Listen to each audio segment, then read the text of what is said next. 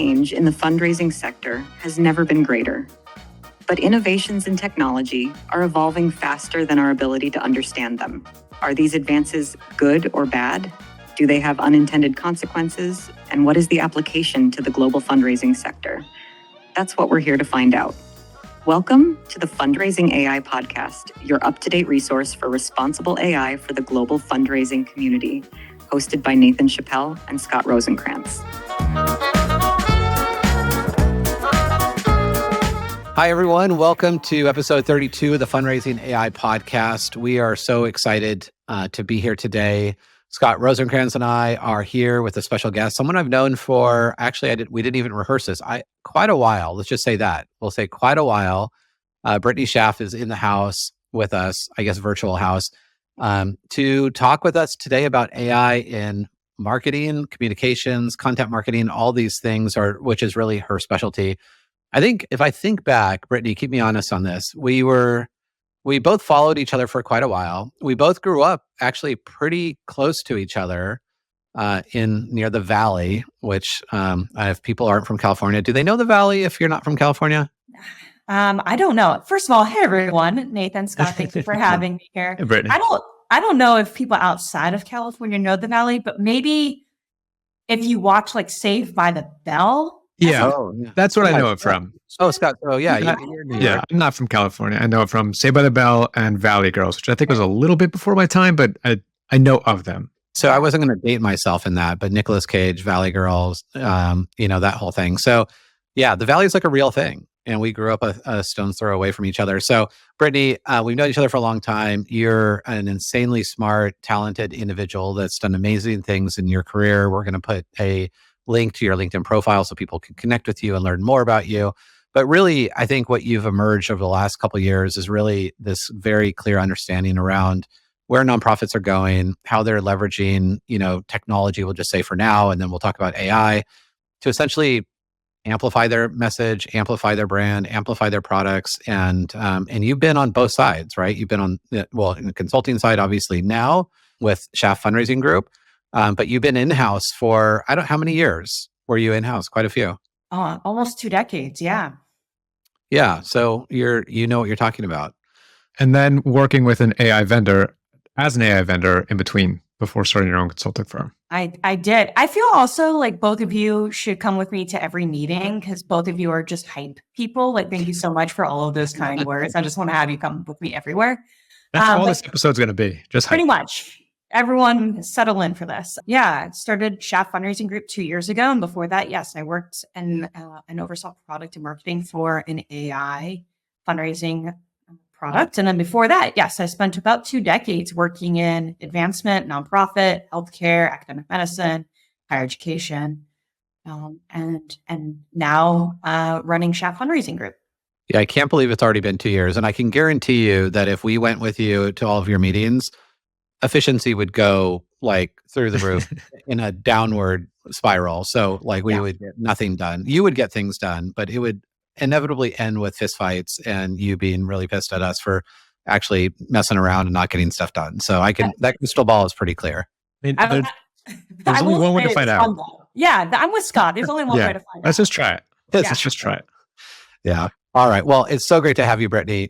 We've got a whole lineup on some questions. And of course, we just wanted to let this go organically as we kind of, think about the orientation of the average nonprofit fundraiser, nonprofit practitioner that's tuning into fundraising.ai because they're either using this and looking for ways to level up, or they're not using this and they're looking for reasons why to use AI.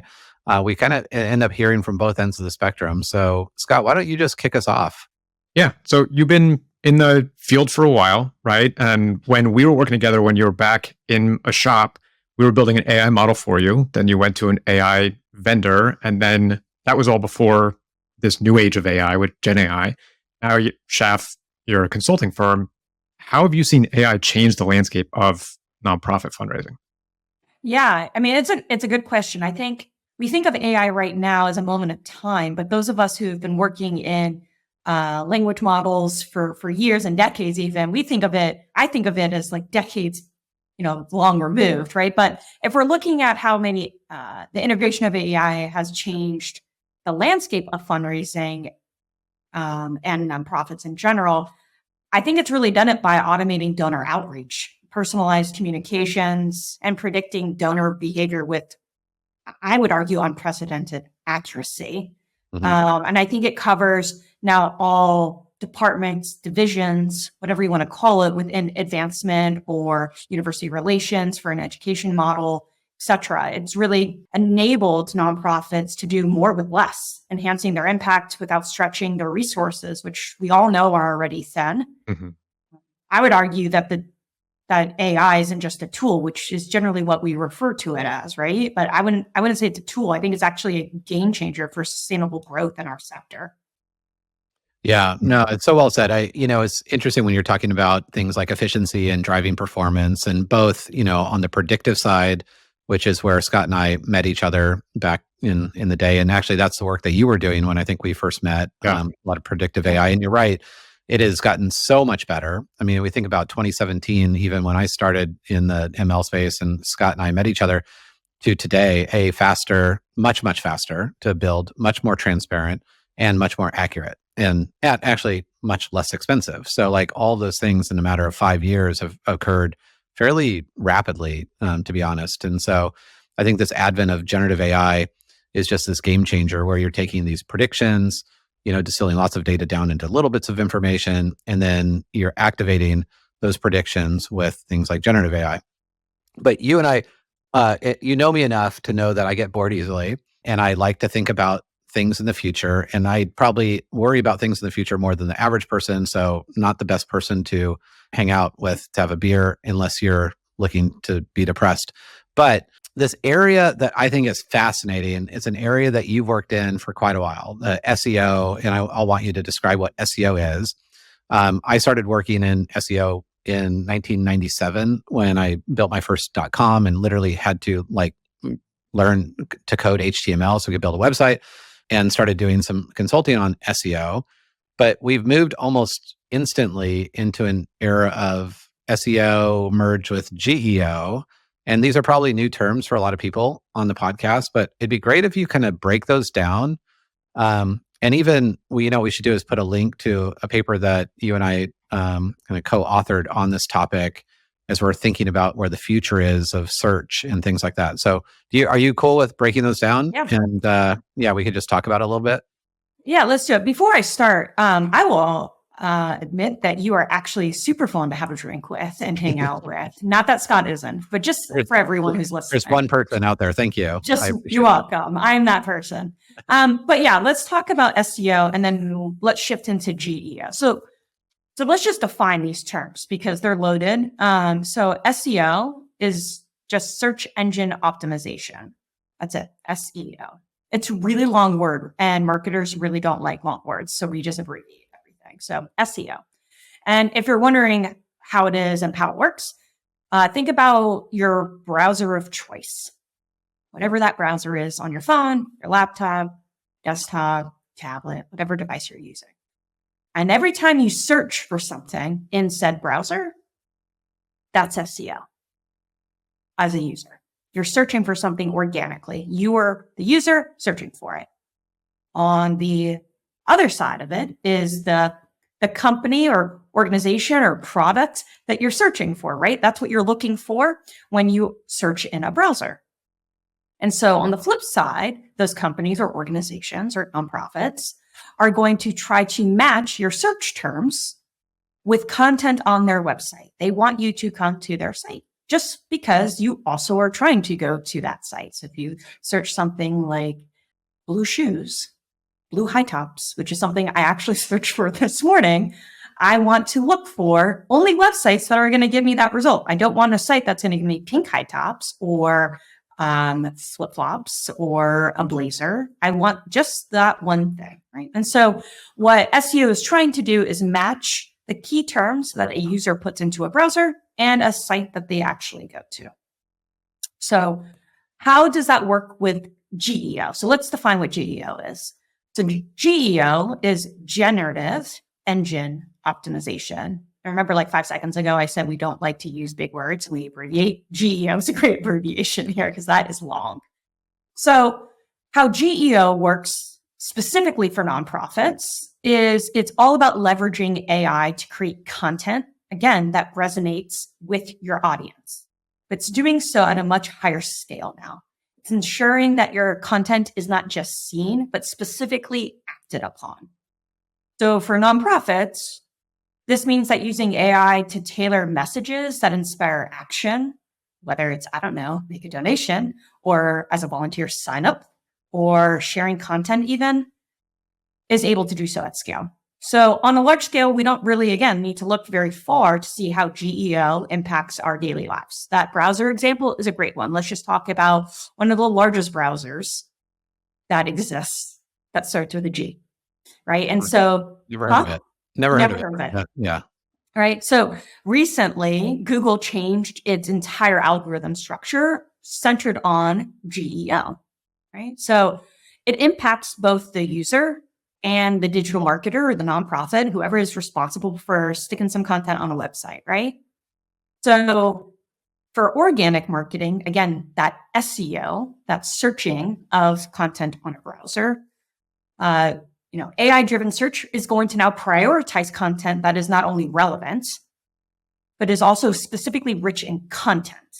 So it means that to rank well on a site, whether you're the first result, the second, the third, the 357th, you have to have not just high quality content, but the AI platform is going to optimize that content based on queries that are done by the user themselves. And so content strategies, I would say now, need to really consider how AI is being used on search browsers to understand what content to make.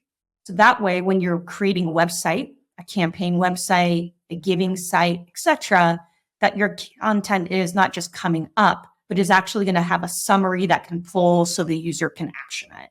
So that would be an organic version of GEO. And then on the paid side, it would be heightened, right? So nonprofit digital marketers can create more personalized ads now for both search and display, leading to higher engagement and content rates. However, on the flip side, and maybe this is something we talk about, it's going to raise the bar for ad quality. In my opinion, it should for every digital marketer. Yeah. But AI is going to really prioritize ads that align closely with user intent. So, right, we've all been on a website browser before. How many times do we see ads that have nothing to do with what we're searching for? Or on a website and there's a display ad that has nothing to do with what the website is?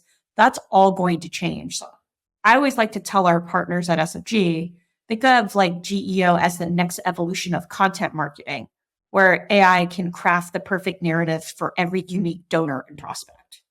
Yeah. And I think it's so interesting. I love where this is going. And it was probably a year ago, I saw this personally because I crossed the threshold that when I realized when I was going to do a Google search for a specific thing, that it created more work for me.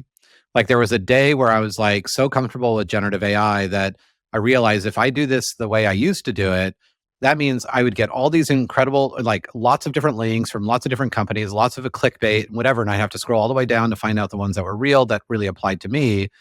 And that equated work to me. Like all of a sudden my brain switched. And I'm like, that SEO was prioritizing all those links because of those meta tags and keywords and purchased words and all the things like that SEO had been built around. And it made me realize like this is all going to change inevitably because and it might have been when I went to Hong Kong to speak at a conference on responsible AI that I put in a thing of like, I've never been to Hong Kong. I'm going to be there for 4 days. What should I do essentially? And these are the kind of things. And it compiled a list of answers from a wide variety of websites and repackaged those as a narrative that became very actionable without any clickbait, without any really not having to go through and take hours to figure out which was real and TripAdvisor and all those other things. It created new content and it made me realize like this is going to change for everyone. And then I've, fast forward 6 months later, realized that when I was searching for things in, say, ChatGPT or Copilot or whatever, that was surfacing, to your point, it was surfacing content that normally would not have shown up in a typical SEO search. Like it was contextual based. And it was like, a video that this one company had done before that talked about this product, the blue high tops or whatever. It wasn't just whoever bought the term blue high tops, and it just changed it so much that when you and I started talking about this, we're like, wow, this is a total game changer, and hopefully opportunity, I think, for nonprofits. That's what we'll talk about, where it just prioritizes, content in context versus just, keywords to help you and your organization become known. So sorry to diverge there, Scott. I know you were ready to ask a question, but I think this is almost this like foundational, fundamental shift in how something has worked since the beginning of the internet almost. And I don't know that anyone has figured this out yet. I think there are a lot of people scrambling to figure it out right now. So we're at a really interesting junction where we're like, oh, this is what it is today, but knowing, that it's going to change dramatically over the next, I don't know, what do you think? Weeks, months, years? Easily. Yeah. Easily weeks, months, years. So then what's staying with that? What's your best takeaway advice for a nonprofit who wants to take advantage of this and wants to stay in the game and be relevant and make sure that they're up against those who are paying for everything they can pay for otherwise? Well, first and foremost, start. If you haven't started, start. Great advice. And it's not a matter of like you being left behind, right? But you're now entering a world where your competition is no longer just a pure aspirational school, if you're in education, or a pure and aspirational nonprofit. It's that you're competing for not just the attention anymore of the prospect and the donor, but the fact that there's going to be blueprints essentially online to cut you out of getting in front of that prospect and donor, right? And so, Nathan, your example of Hong Kong is actually like super relevant, because think of it this way. If I went and typed into a browser structure right now, let alone an AI platform like a ChatGPT or anything similar, and I said, how do I become involved in X nonprofit? How do I become involved to the point which I can have my name on a building at X nonprofit? Being able to document that and have it come up is one way for donor acquisition, donor engagement, donor retention, etc. So I would say, Scott, at the very beginning, start. I would say if you're going to start, one, if you can do it internally, great. And if not, seek help. We can't do everything on our own. And those who try, I think, would all agree that they will fail miserably trying all by themselves. So seek help where you need it. And that can be from anybody, but seek help. Third thing I would say is figure out how to start the process of doing a content audit. And what I mean by that is if you're going to use generative AI, let alone a GEO structure, you need to understand what content actually resonates with your current population and constituency group. Then look at what content is actually resonating on your website, if that is the number one source of truth where people are being pushed to. And then perhaps actually generate AI content that aligns with your brand and mission and repurpose that on your website or any other channel being used. Yeah. Oh, go ahead, Scott. I think that's a great point. And going back to what you said at the beginning, that AI is not a tool, it's a game changer for sustainable growth, I think is how you said it, as long as it's used appropriately and as long as it's speaking the language that you want it to speak. So making sure you are doing that audit, that what are we putting out there? Is it the message that we want to have? Is it being picked up in ways that, someone's not just taking the exact words, but interpreting it through an LLM? Is it still going out and representing us the best way that we want it to? Exactly. Yeah. That content audit is so interesting. And I don't know what you think in terms of number of organizations that actually do this, but at a very micro personal level, I've become to realize more and more, of course, like we know this intuitively that, if you want AI to know your voice, it has to know you, right? And people are like, oh, I typed this thing in and it sounded robotic and it didn't sound like me. And it's like, well, have you ever trained it on you? And so I have a folder on my desktop that says content about me. And anytime I write a blog or a LinkedIn post or write an article, I put it in there. And so then I have a history of what I've trained my AI on, because I also take all that and I've trained my AI on it, as it essentially, can only produce as well as it knows you. And the same is true for organizations, right? So if you produce a lot of things and, this is how you communicate to the public, because that's what's worked over decades or years or decades. And, you're constantly refining in how you portray yourself to the outside world, take an inventory of that, keep a historical log of that, train your AI on it, continue to add to it, and let it be iterative. Like make sure that it's iterative so that you're always, getting better and better. And so the area around what we're really talking about, and then I know we'll want to dive into like what does the over reliance and risks of this, look like. But content marketing, because lots of different types of marketing, right? And you have a lot of experience in all the kinds and brands and products and all that. But this content marketing, where it surfaces, things. I love that example of like, how would I get involved in this organization to the point I name a building or something? Or how do I get involved as a volunteer? Like, those are things that'd be very hard to surface in a traditional like SEO search. But because your website and generative AI can index all of everything that you've ever produced, it has a lot more to build from. How important is that to like the future of the nonprofit? I mean, is the competition going to increase so much because now everybody could find about? It's great because there's all this contextual information, but also now everybody's like has this contextual information. So how do you stand out? Yeah. So first and foremost, like let's define content marketing because there's lots of misnomers. So content marketing is different than product marketing, which is different than brand marketing. And a lot of times we get confused between brand and content, but they're vastly different. Mm-hmm. So content is just the strategic creation of valuable, relevant content for a specific audience. So the people listening for an annual giving will chuckle at us because they're that I do. I think my audience, I have different content for each audience, right? So that content brand is slightly different. We can maybe hold on that one for right now. In terms of how, if I paraphrase, like what's the importance of content marketing in nonprofits? It's crucial. That would be the easiest answer, right? It's crucial. It helps tell your story. It connects you with your audience. It inspires action. It doesn't matter what channel, web, appeals, if you're in donor relations material, if you're using social media, video, or even a speech given at a reunion. All content marketing, which includes all of everything I just said, is crucial. I always like to think of content marketing in nonprofits as crucial, but the heart and soul of your outreach. And so if we think of it that way, and we tie it to AI, and specifically generative AI, then content marketing makes us able to create personalized messaging per audience, per donor at scale. Then tying that back to search, it magnifies it. Yeah, that's a great point.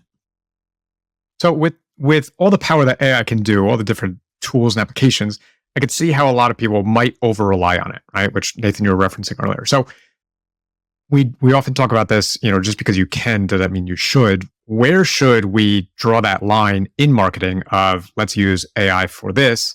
Let's make sure that we aren't letting it step over the boundaries with this. Yeah, every nonprofit has a mission and vision statement. So we should be leading with that with everything we do, right? And so that includes our content. I think the risk of over-reliance on AI is that A, everything becomes homogenous, and B, that we have no actual human touch. And human touch is the basis of all of our mission and vision statements, right? So over-reliance on it can enable us to sound robotic. We could have over-automation, biases, and even our decision-making then. So it's really important to recognize that it is a tool. But again, it's not a replacement, I guess, is probably the best way to say it. We need to keep the human element at the core of everything we do, especially as marketers. Yeah, no, I think those are such good points. So, looking a little bit more holistically at, nonprofits and operations and then down into the fundraising funnel. I think you consider yourself a technologist, a data scientist, technologist, futurist, all these different things, you wear these different hats. So how formative do you think AI will be? I mean, we're probably at the very beginning, the cusp of like what will be. Like how much of the fundraising world do you think will shift because of AI? And say, if you could project out the next couple of years? I think it has already shifted. I think it will continue to shift. I don't think that everyone will continue to adopt it at the same rate. Mm-hmm. But I think that more people will adopt different AI capabilities over the coming weeks, months. I think years is even too far to look out. I think the ability for consulting partners and tech providers to adopt AI in a safe, privacy-specific format is also on an all-time high, and it will continue. So I would say in the coming months and years, I would foresee generative AI and advanced personalization and predictive analytics being the most transformational innovations in our field. I think they have been. I think they will continue to be. I think as more shops use them and have use cases with return on investments of those use cases, I think it will be even more adaptable at that point. Sometimes it just takes someone to lead that effort, right? So I do think generative AI is set to become the heartbeat of nonprofits, transforming how we engage and craft our personalized content, even having our high impact campaigns, just as if, many, many years ago, a frontline fundraiser was the transformational aspect of fundraising. I think that's going to be replaced by AI, specifically generative and predictive AI. That's pretty profound. I need to give Scott a moment to think of to respond to his next question. That's pretty profound. I guess I have to ask a follow-up question, because everything you just shared, does that mean there's winners and losers? Because not all organizations will adopt. If it's already changed everything and will continue to accelerate that change, does it mean there's winners and losers in that world, in that future world? That is a great question. I would say no, but it's probably not the answer you're looking for. But I would still say no. Because if we would say that there is someone who loses or wins, then by that very nature of question, we've set a bar goal of one competing against the other. And I think everyone wins when you're working toward an mission that you believe in, that you think is impactful. In my opinion, by very nature, you've won. Congratulations. I would say that I think people and organizations and teams will grow more. If that is your definition of success, then that's on you to define that. But I wouldn't say one organization is going to beat out another based on using AI. I don't know a lot of organizations that have goal sets that compare them against others as their defining metric of success. And there, everyone, is why Brittany and I have enjoyed many old fashions together until the late of night, the dark of night, where we've had these great, meaningful conversations. Thank you for answering it that way, and thank you for being you. I'm definitely the more of the wet blanket on that conversation, so I appreciate that. No problem. I always like to find out, what are your favorite tools and what are your favorite use cases for AI? So I like a lot of the AI tools that help with market positioning. So when we look at nonprofits on how they actually sit in this space and who their target audiences are. So a lot of platforms that we will use at Shaff Fundraising Group are those that help us and helping our partners in terms of how to speak to certain constituency groups, what are key content pieces and terms that they are interested in seeing, and then building strategy out from that. And then on the reverse side, that would be like the marketing team at SFG. The data side of SFG would probably argue that they do not care about that as much, but they do care about AI platforms that greatly assist with prospecting or understanding donor behavior and looking at long form data models within AI. So probably Scott, your space. But at the end of the day, I really like learning about new platforms that are coming out, even exploring new GPTs that are coming out on the daily basis, whether it's from a design perspective or not. I think the three of us, one of the things that we have in common is our desire to know more and be a sponge. And so I'll sit on a Sunday and just look up new AI platforms that are in even beta mode to see what they're trying to do and trying to achieve. And ladies and gentlemen, that's my Sunday. So if you're ever wondering. Yeah. And we've had conversations on Sundays too, where that was really going to be my final question, because I think a lot of people ask, like, how do I stay up to date? Like, I feel like I'm falling behind. How do you do it?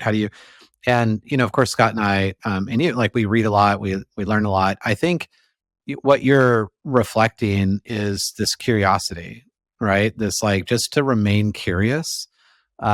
and to know that what is true today might not be true tomorrow. What exists today may not exist tomorrow, and maybe something else. But I think I'm just so infatuated with this idea of curiosity lately. I've started writing an article on it because I believe it's like one of the most important characteristics as humans that we can use to adapt in a very quickly evolving future is just to remain curious and live in that state of curiosity. So I was calling it, this article, perpetual curiosity, but not everyone's comfortable with that. So I think it's, it might be something that we need to get more comfortable with over time and kind of flex that muscle. Yeah, I would agree. I think, staying ahead is by nature embracing innovation, right? And so, at SFG, as a team, we're always discussing how we can turn the latest trends and technologies into powerful strategies for our clients. But it all starts with a curious nature, Nathan, to your point. Yeah, that's great. Any parting words? I think we're coming up at the end of this podcast. I just want to say thank you so much for having me. This has been enjoyable. Always great to talk to the two of you. And to the listeners out there, get started, look stuff up, and reach out to people if you need help. Yeah. How do they stay in contact with you? I would love that. By all means, you can reach me at shafffundraisinggroup.com, or you can just send me a message on LinkedIn, and I promise I will get back to you right away. Awesome. We'll put your LinkedIn profile in the show notes, and I'll also put a link to the article on generative engine optimization, because that came out a couple months ago, and there's not a lot written on that. I mean, there's a few things from Google, but not really much from our sector. Not much, but funny enough, if you're in Perplexity or ChatGPT and you search for it, guess whose article comes up? Funny how that works out. So, but yeah, no, by all means, if you're curious and learning more about GEO and the shift from SDO to GEO, we do have that article. And yeah, Nathan, thanks for sharing it. Awesome. Well, Brittany, it's such a pleasure to have you on. We've been waiting for this for quite a while, and thank you for all you do for the sector.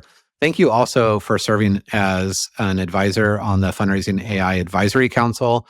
We're so fortunate to have you and your wisdom and helping continue to guide fundraising AI into what it will become, what it's become, and what it will become in the future. And so we're just truly appreciative for all that you bring to the table, for your wisdom and for your time that you dedicate back to this really important community.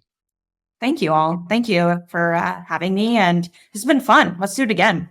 Yeah. All right. You can count on it. All right. All right. Good talking to you, Brittany. All right. Thanks, everyone. We'll see you next week on another episode of the Fundraising AI podcast. And I guess, like we always say, if you like this, tell everyone you know and share it broadly and widely and freely. And if you don't like it, don't tell anyone. And it will be our little secret just between the three of us, I think. So, all right. Take care, everyone. We'll talk to you soon.